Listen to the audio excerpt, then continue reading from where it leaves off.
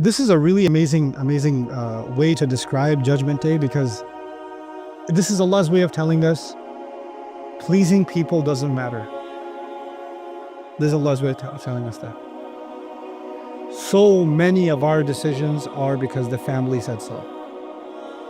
So many, not good decisions, bad decisions. Family said so. The loved one said so. You did this because of your baneen, your sahiba, your akhi, your fasila, right? And here you have the criminal ready to throw all of them in hell. All of them can go. We have to decide who we worship in the end. I say this without reservation, and I've said this now multiple times, but I think I don't say it enough. The mushrikun worshipped idols. Muslims have their own idols now. We have cultures as our idols. And our cultures have their own list of halal and haram that is different from Allah's list of halal and haram.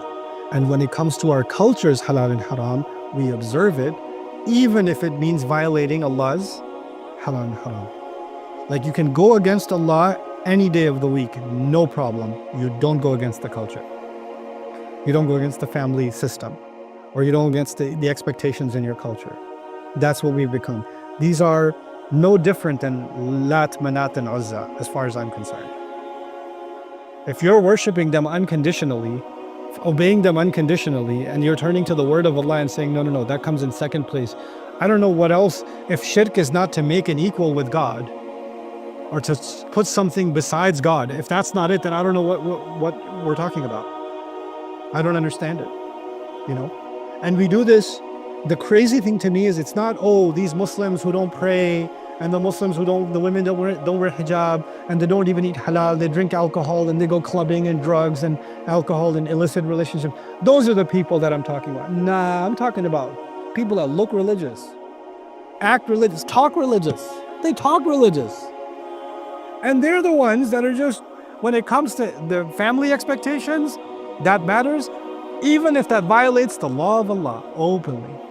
Take the matter of inheritance, take the matter of mahar, take the matter of how a divorce is performed, take the matter of child support, mostly take the matter of money. Like, Allah is our God for Hajj, Ramadan, Salah. Allah is our God. When it comes to money, we have other gods. That's just what we become. It's disgusting, but that is a reality, And so it's easy to study the ayat of shirk and look, these pagans worshipped idols. Look at them. Without looking at the filthy idols we've created, and we're not even batting an eye over them. Don't even think about it. Don't even think about it. It's all good, وفصيلته التي تؤويه. Now, يود يفتدي بأمه مع شدة تعلق نفسه بها. Ibn Ashur says, meaning a person will want to give away his own mother. Fasila, because literally fasila, the first meaning would be the mother, because you were separated from the mother physically, right? You were in her and you came out of her. Because of the intense relationship that was there with her. إذا كانت تؤويه, when she was protecting me, she was protecting him even in her belly.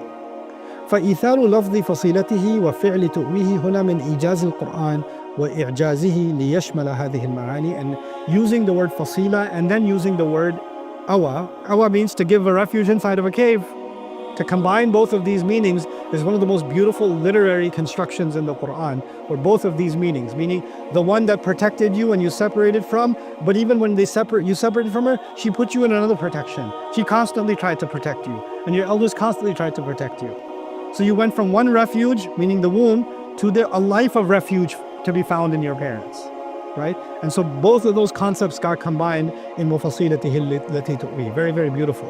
وَمَنْ فِي الْأَرْضِ جَمِيعًا ثُمَّ يُنْجِيهِ وَمَنْ لَهُ فِي الْأَرْضِ, meaning whoever he has on the, Ya Allah, whoever's in the world altogether, I don't care, the entire world's population can go to hell, literally.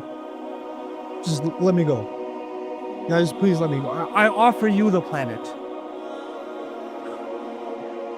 Like, he literally says, baby, no, not good. Okay, the wife, brother, okay, my family, not good. Okay, take everyone, just take everyone. وَمَنْ فِي الْأَرْضِ جَمِيعًا وَمَنْ لَهُ فِي الْأَرْضِ مِمَّا يَعِزُّ عَلَيْهِ مِنْ أَخِلَّاءِ وَقَرَابَةٍ وَنَفَائِسِ الْأَمْوَالِ. Actually, Ibn Ashur even argued here that he's not just offering people, he's offering stuff too. You can take my house now. You can take my money now.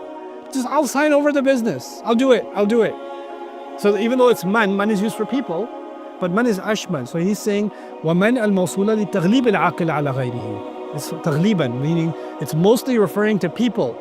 My friends, you can take my friends. My workers, you can take my workers. My family, take my family. Take all of them. But okay, the people aren't good enough. Why don't you take my stuff? You can have the car. You can have the helicopter.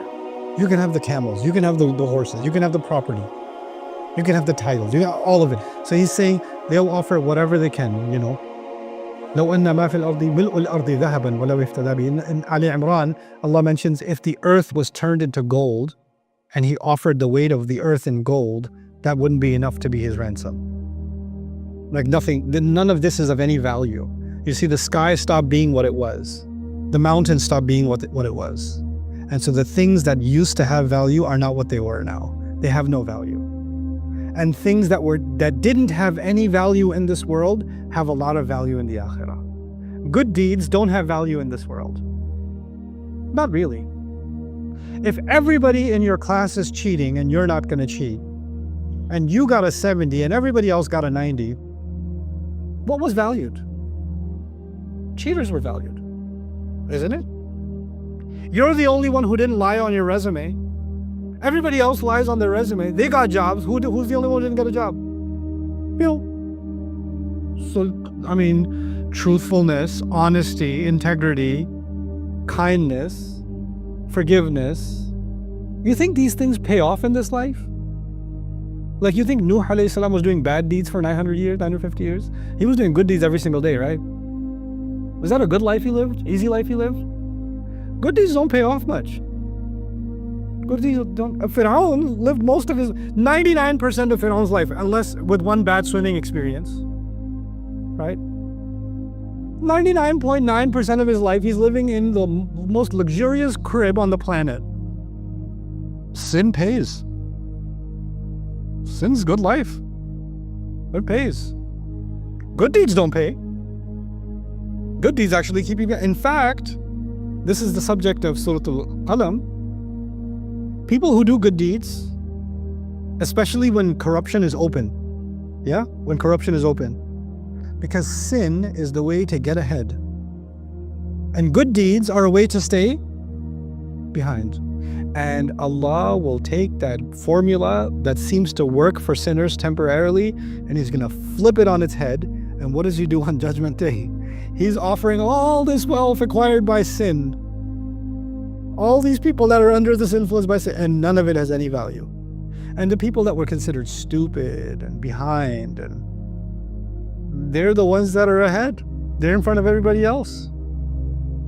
The Prophet ﷺ was called insane, right? You ever think about one of the reasons he's called insane has to do with money? When he's calling to Tawheed, he's saying all the idols should be destroyed. You understand that? If the idols are destroyed, the Quraysh lose their affiliation with all the tribes in the region, because all those tribes keep their idols where? At the Kaaba. So they make enemies with all the tribes. They fall into a political problem. Then nobody will come to visit the Kaaba, because the only reason they come to visit the Kaaba is what? For the weather? They come for their idols. If you destroy the idols, that, the Banu Khuza'ah will stop coming. And then, the people from Taif will stop coming. And the people from Medina will stop coming. The Mushrikun used to go from everywhere to Makkah to pay visit to their idols. You destroy the idols, you're killing my business. That's like going to Vegas and saying, I am against gambling. When you go to Vegas and say, we're going to shut down all the casinos, what's going to be the response of the politicians and the billionaires? Are you insane? Look at the roads we build. Look at the hospitals we build. Look at the education. We have free college education for anybody who gets over an 85% in Nevada, in the state of Nevada. Where did that money come from? Where did all of it come from? It came from the casinos. You want to shut down are you insane? This is how we survive. And by the way, if we shut them down, we're going to make some very powerful people very angry. They're all going to kill us. This is insane. So when the Rasul ﷺ is calling for Tawheed, according to the business people and according to the politicians, that's insanity. That's crazy. The only thing that matters in this life is power, people under your influence, money. That's what matters. And Judgment Day comes, and he says, well, if this is the only currency I know, that's all I can offer. So he says, وَمَنْ فِي الْأَرْضِ جَمِيعًا. And whatever he has underneath, anything he wants, any property he had, any good he had, he wants to give away. ثُمَّ يُنْجِي. Just let me be saved. Just allow me to be saved.